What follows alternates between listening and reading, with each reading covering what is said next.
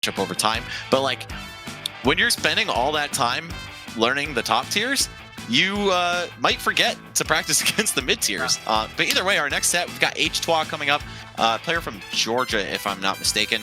From Georgia. Very solid Fox. The who are they playing? Oh, they're playing. Ooh. This is going to be a weird one. I actually don't know. This is going to be a tight set, I think. Yeah, this is actually going to be really good. Just two players that, you know, one that we already knew was good coming in, like got a little bit of name recognition, and then DannyPhantom, who, like, even though he's #1 in his state, we just didn't happen to know offhand, but he certainly impressed us in his set. So, yeah, this should be quite the bloodbath. htwa has been improving a lot in the net play era. I've noticed they've been improving. Like they beat Michael maybe a couple weeks ago at net play tournament, which was a pretty big deal, I think, when it happened. So htwa already knocking DannyPhantom off stage and edge guarding them really quickly. So the thing about this is that we might just see the levels here, you know, like we saw DannyPhantom destroy that Marth earlier, and now htwa is kind of making DannyPhantom look like a bad player.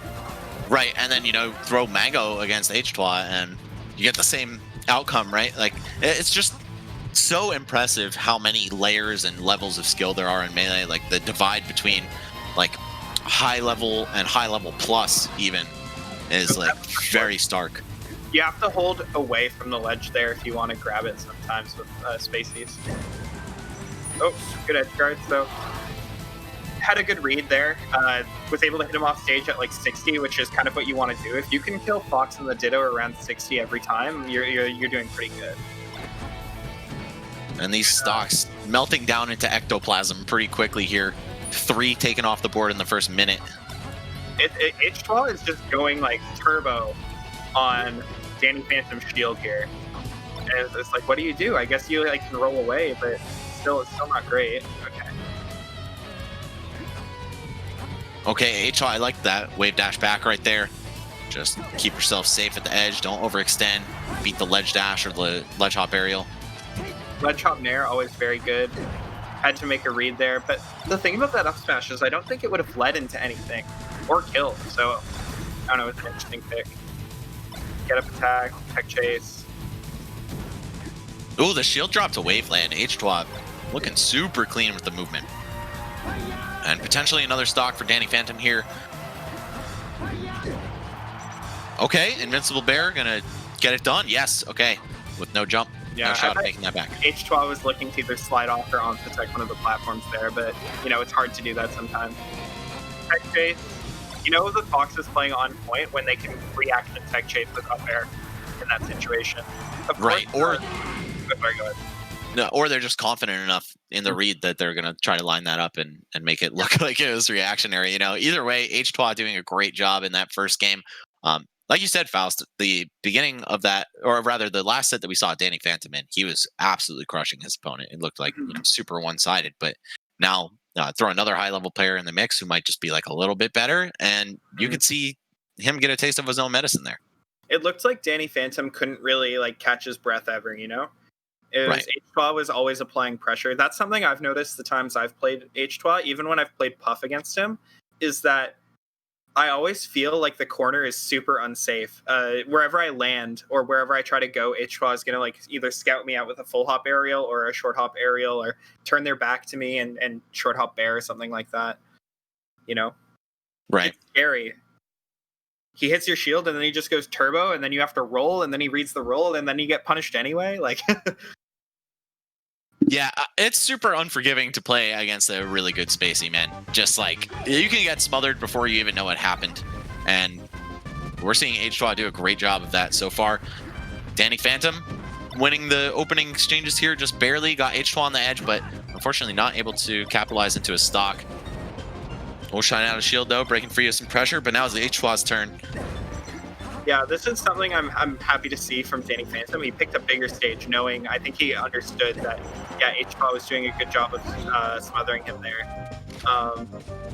DannyPhantom, though, kind of forcing his way in a little bit, which, you know, you don't love to see, but htwa kind of adapting his playstyle here to do well on Dreamland, you know, like using the distance instead of applying pressure all the time is kind of backing off and letting DannyPhantom come to him.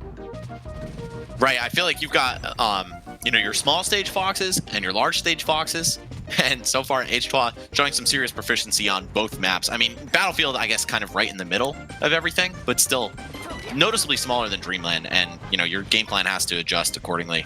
And we're seeing really both sides of the fox coin here. Good running shine.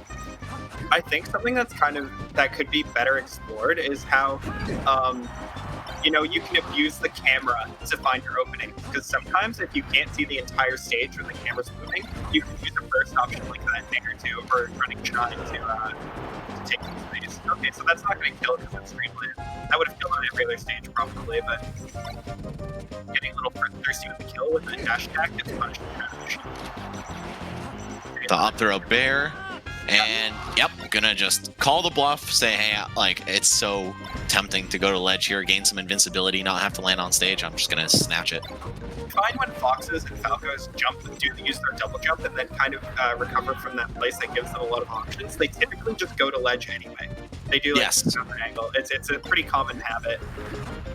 Yeah, I feel like maybe not now, but like when that was first becoming super, super popular to do a lot of the time, it was almost like a flex, like, hey, look, I'm confident enough that I'm gonna like do something that looks like I could lead myself to death.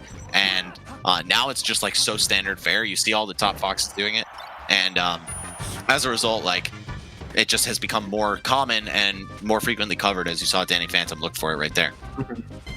So htwa kind of chilling under the platform, walling out with up tilts and bears. Ooh, bad reaction there, but still with a pretty solid lead as a tournament winner. Well, they're just coasting past each other, not quite landing the clean hits, but ooh, all right, DannyPhantom keeping it close. I mean, it's still a stock down, but anything could happen here. Could see just a clean grab under the center platform lead into a lot. Oh, catches the roll in with a wave dash out of shield shine. Oh, no platform tech chase. He tried to read, but htwa didn't bite and roll to the side. That's kind of like you want them to roll there, because then they're closer to the edge and you can just punish them with that. htwa doing a little better job at option coverage, but gets punished anyway. Up throw. Okay, catching the roll in twice now, once on the ground, once on the platform. Looks like DannyPhantom starting to come alive, but potentially on his last breaths of the set. The ledge. Yep. That's exactly what we were talking about. When they jump up there, they always will go to ledge. So, this is just a little bit of cheese away. Yeah, exactly. Just 2 shines could win you the set, right? Or rather, keep you alive in the set right now if you're DannyPhantom.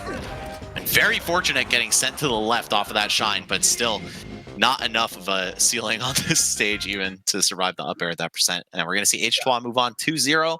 Very impressive finish. I mean, just the way that DannyPhantom decimated his first opponent and seeing that get done to him in response, just I think that speaks to the levels of depth that Melee offers.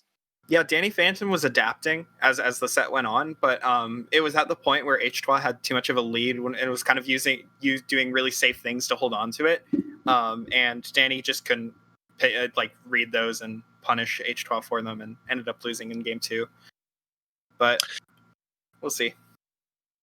Yeah, I mean, that was just another great set. I feel like, from the beginning, we started with, I think, 2 game 3 sets between newer players, which is always fun to watch, see the new blood and how they're acclimating to the game.